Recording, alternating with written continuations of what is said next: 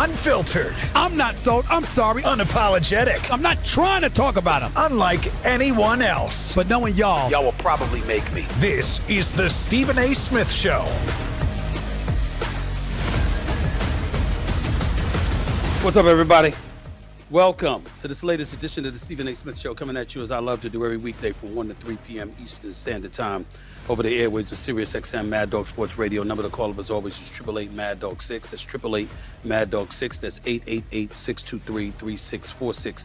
And of course, you can always leave a voicemail message by going to SiriusXM.com/GetSirius to leave your voicemail message. Once again, that's SiriusXM.com/GetSirius. If you're looking at me on camera, if you're hearing me and I sound a little bit strange, I apologize. I missed work yesterday. Had emergency surgery, dental surgery. I had a double root canal. So half the right side of my face is swollen. I'm sitting out here looking like a chipmunk, okay? My face is bloated and the whole bit, but I love doing my show and I didn't want to miss another day. So I'm here. But if I don't sound the same, I just wanted everybody out there to know why. I got help coming into the mix. I got a lot of stuff to talk about on the NFL. Obviously, the World Series, courtesy of George Springer's 3-run shot. The Toronto Blue Jays are going to the World Series against the Los Angeles Dodgers. It was a big-time hit in the 7th inning. Seattle Mariners don't make it to a World Series. 4th time they've been in the ALCS in the franchise's history. All 4 times they failed to advance to the World Series, but props to the Toronto Blue Jays who lost the first 2 games on their home turf only to come back and to win the next 4 out of 5 games. They deserve a lot of props for that, so they're going to the World Series, and that's what their situation is. There's some NFL stuff to get into. We definitely will do that. The NBA season debuts tonight. I'm bringing in family to help me out here because my nephew Josh, I got to give credit where credit's due. He does know his basketball. He was in here helping his uncle out, and I'm going to bring him on the air so everybody can hear from my nephew Josh, to hear his NBA talk. The brother crazy, but he knows his basketball, so I'm going to give my little nephew some love, have him come on the show a little bit later on in a few minutes or so. But I want to start off with last night by saying this. The NFL season is getting very, very interesting because I'm looking at the Detroit Lions last night, and they beating up on the Tampa Bay Buccaneers. I'm fully aware that Mike Evans got hurt, broke the collarbone. I'm fully aware that Chris Godwin has been out, that Ibuka hasn't looked the same. I get all of that. But I got to tell you something right now. When I look at the Detroit Lions, as arguably the best team in the NFC. That's how we got to look at them right now. But we also have to recognize the fact that the NFC is a crapshoot. It's wide open now. We can't ignore what we're seeing. Right now, if you look at the way the Philadelphia Eagles play, and Jalen Hurts having a perfect game, a 158.3 rating after beating the Minnesota Vikings, the Philadelphia Eagles being 12-0 whenever both Devontae Smith and A.J. Brown score a touchdown. You got to give the reigning defending Super Bowl champions their credibility, their respect, etc. But what you can't do is lean on a kind of drivel that Saquon Barkley put out there when he's talking about how it's all about winning the game, and that's that. Hell, it is. This man rushed for over 2,000 yards last year, 2,005 to be exact. You turn around this year, you're not even on pace to run for 900 yards. That is not a winning solution for the Philadelphia Eagles. You're not going to win the NFC this year unless the Philadelphia Eagles get a running game. Because Saquon Barkley had about 44 yards rushing. It's not going to happen. You're not beating the Lions with that. You're not beating the Seahawks with that because Sam Darnold's playing lights out. And Jigba, this brother is something special. The defense in Seattle, they are nothing to sneeze at. They are no joke. They come after you. They went after C.J. Stroud all night last night. The Houston Texans are not a bad football team. They're an elite defensive football team. Their problems are on the offensive side of the ball, and they got to figure that out. But Seattle certainly exposed that, okay? And you look at C.J. Stroud right now, that's a different conversation for another day because we know he's better than what he's showing. Their offensive line stinks, so they can't run the ball, they can't pass protect, and that's really the problem with just the Houston Texans offense. But Seattle's a team that's capable of exploiting that. Sam Darnold went 14-2 last year before nosediving in the season finale against Detroit and then the playoffs against the Rams. But the brother can ball. It's just that simple. This is not the Sam Darnold that was with the New York Jets. This is not the Sam Darnold who we thought that, his career was a wash. The brother can play. and he's doing his thing. And because of that, Seattle is a team that has to be reckoned with. We always got to reckon with San Francisco because of Kyle Shanahan, because the man is finding ways to win games even with Mac Jones as his quarterback. And when I look at the Los Angeles Rams, I look at the Los Angeles Rams shellacking the Jacksonville Jaguars, even though they were doing it without Puka Nacua. They still go out there and they slap them around and they win 35-7. This is what's going on in the NFC conference right now. But even with all of that being said, to show you how fair-minded I am, ladies and gentlemen, I'm going to say to you right now as we speak, Dak Prescott is a leading candidate for league MVP honors. A matter of fact, I would tell you, shockingly, the top two candidates for league MVP honors in my mind is Dak Prescott and Daniel Jones for the Indianapolis Colts.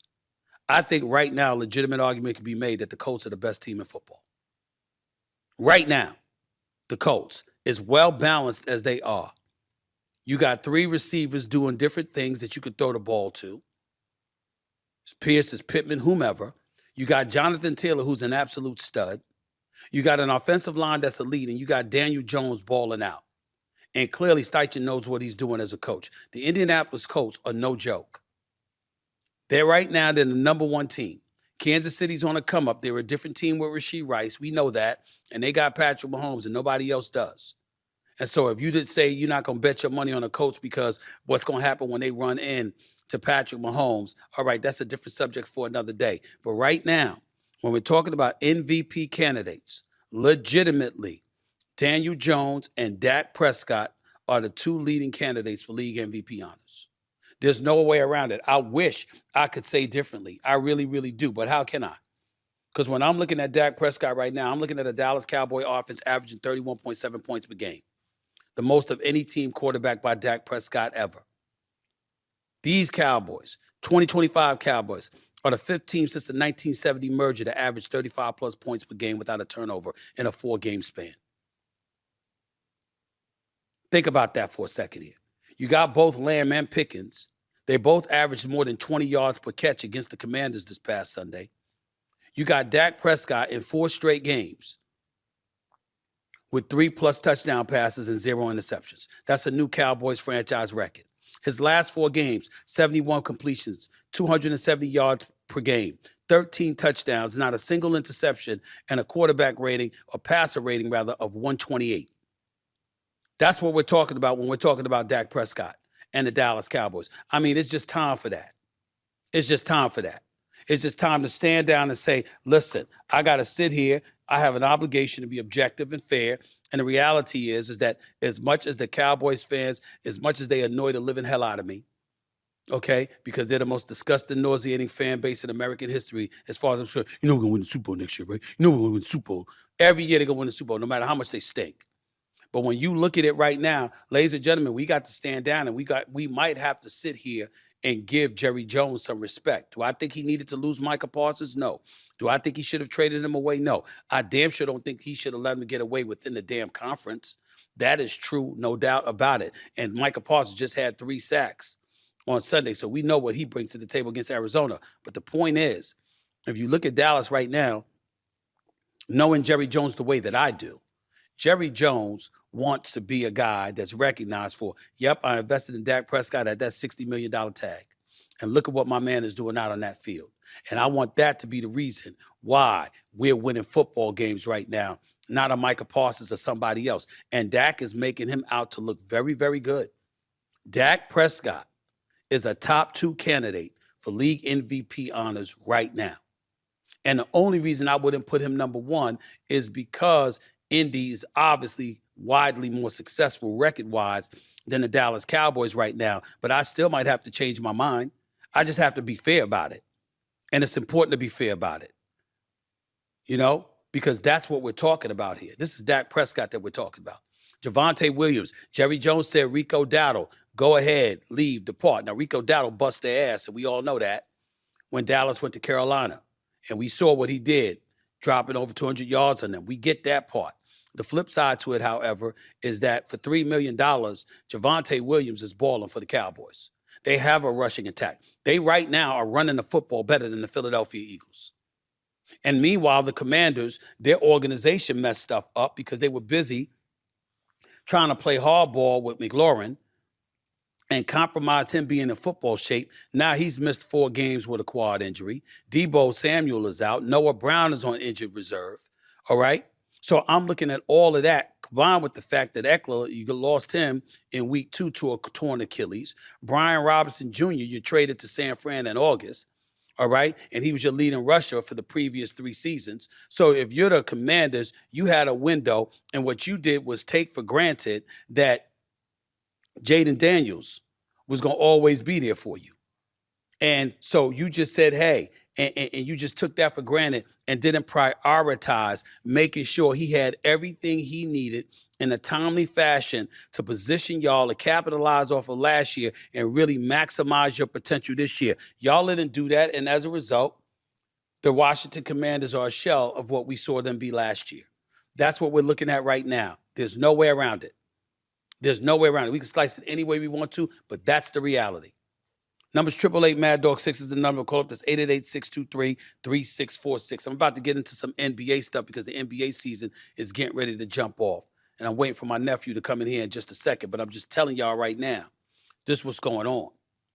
When you look at the NFL right now, the NFC conference, I don't know if you could definitively say the Eagles are locked to win the NFC with the way Dallas's offense is looking.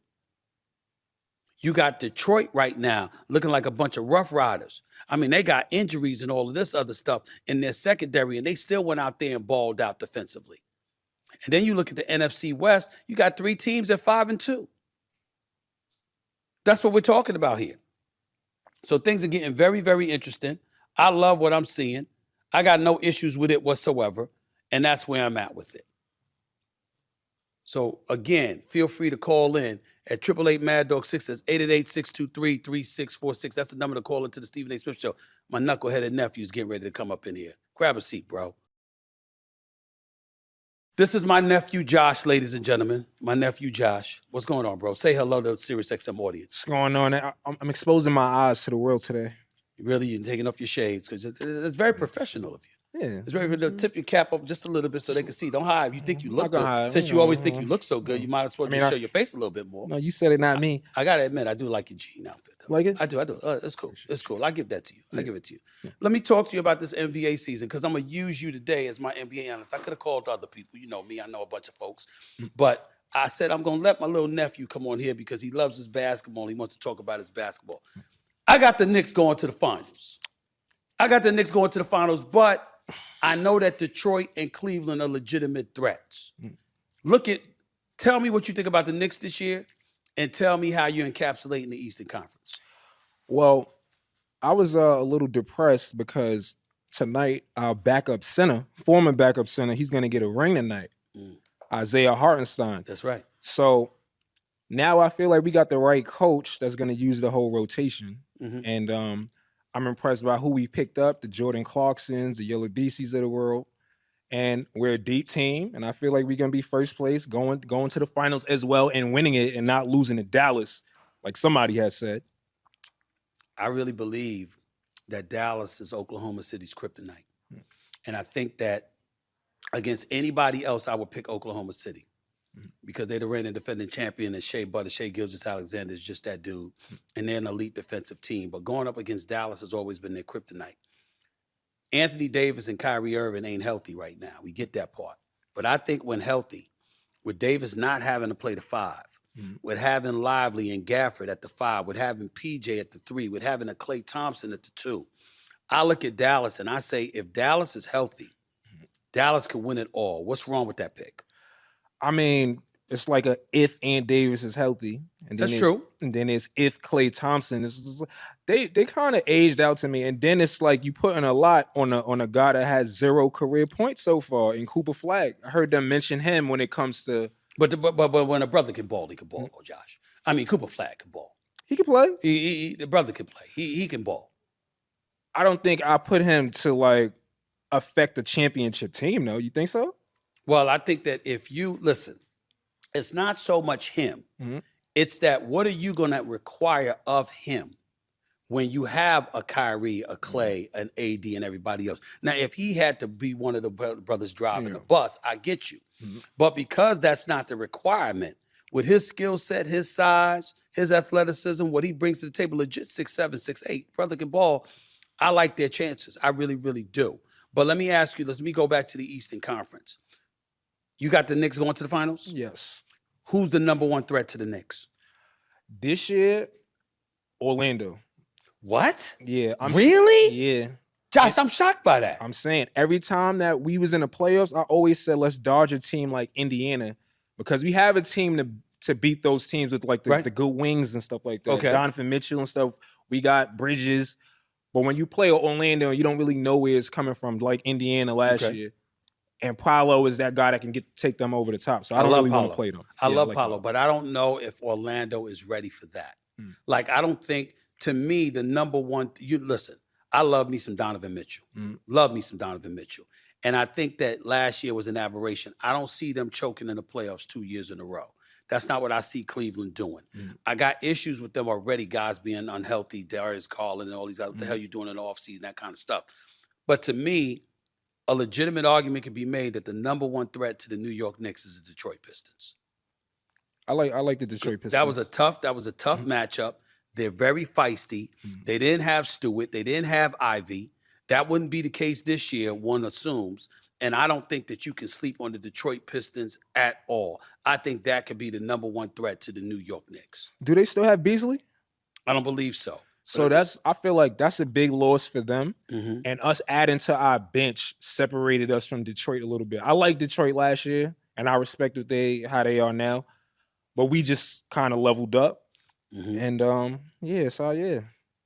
When you look at the Western Conference, and I'm going to go there now, KD being in Houston, you got a number one option. We all know that. We all know what KD brings to the table. Congrats to him because he got $90 million extension and he deserves every penny, right? But when you look at him, what I would say is Van Vliet's a big loss. Now, they're looking at starting lineup tonight. They starting like 4 dudes, 6'11". Right. So I'm looking at them tonight, and they sending a message to Oklahoma City. It's going to be real interesting to see what happens there. But I'm not sleeping on KD one little bit and what he brings to the table. I wonder about their depth, though, in Houston. When you look at the West, whether it's the Lakers, it's Minnesota, it's Denver, with some of the things they've done this offseason, what are your thoughts about the Western Conference? My thoughts about the Western Conference, I got OKC. Kind of, you got to beat them to show me that I should be picking somebody else. Okay. I like the Houston until Van Fleet went down. And everybody's like, oh, Reed Shepherd. No. Like, I don't know. Reed's good, but he ain't Van Fleet. Yeah, you have to prove it to me. He ain't Van Fleet. I like your Dallas pick, not for them to win the whole thing, but for them to be in it so long as everybody's healthy. And I think everybody's forgetting about Steph Curry and Jimmy Butler being on the same team. Why are you thinking that? See, my issue with them is not talent. It's durability because Steph ain't getting no younger. Jimmy Butler certainly ain't getting no younger. Draymond ain't getting no younger. But I believe in them. My question mark about them is their size. I'm wondering about that, even though I think the Al Horford pick is a big deal. What are your thoughts about Golden State? Golden State, I think they got to elevate Kuminga's role because then you have you got the Butlers. And when you say that they they got to be healthy, Dallas, I feel like they known to be more healthy than the players that are on Dallas. So I like Golden State kind of shocking everybody and going under the radar. So shocking everybody how? Don't come up here and be waffling. Get specific. What the hell does that mean? What do you mean you like them to sort of surprise under the radar? What you saying? Because this is one of the most unpredictable NBA times. Oh, damn it, you here to make a prediction. Along with, you know why? Because y'all switched it with the play-in. Okay. So now 10 teams get into a 10th seed that's kind of struggled. You got to look out for the Pelicans. Stop whining. The play-in didn't just start this year. I know. The play-in been in the last several years. So you know what the conditions are coming into the season with your prediction. Don't waffle now. What, you moonwalking like Michael Jackson or something? What's up? I'm not. All right, well, then say what you got to say. Look, 5 and 6 is Pelicans Warriors. Everybody else got to figure everything out. I got them two actually making the real playoffs. So you think the Pelicans going to finally I like make the Pelicans. Why do you like the Pelicans? Because Zion's in shape? Zion's in shape. They picked up Jordan Poole. everybody forgot about Jordan Poole, but he helped the He can Warriors play. get a He can play. championship. He can play. Right. No doubt about it. Right. So you take that 20 points per game that he averaged when the Warriors won a championship, bring that to Zion. Hopefully y'all are healthy. I like the Pelicans. You didn't say anything about the Lakers yet. Why not? I'm saying I just question like the Lakers like leadership and coaching and stuff like that. Hold that thought. I'm coming back to you on that. 888 Mad Dog 6 is the number to call. It's 888-623-3646. I'm gonna hang out with my nephew for just a few more minutes before I get back to some stuff as well. So I'm gonna do what I gotta do in regards to that. 888 Mad Dog 6 is 888-623-3646. My man Michael Bublé's coming up. Gotta have him on too. I might have to throw you out here the minute I see Throw him. me out? I might have to do that. You might, man, let you stay for a few minutes, but then I might throw you out because Michael Bublé's gonna be in the house. You ain't coming before him. I'm giving my nephew some shine. You know what I'm saying? But you can't have it all. You're right. You can't have it all. I got you. More the Stephen A. Smith Show right here, Sirius XM, Mad Dog Sports Radio. Back with more in a minute.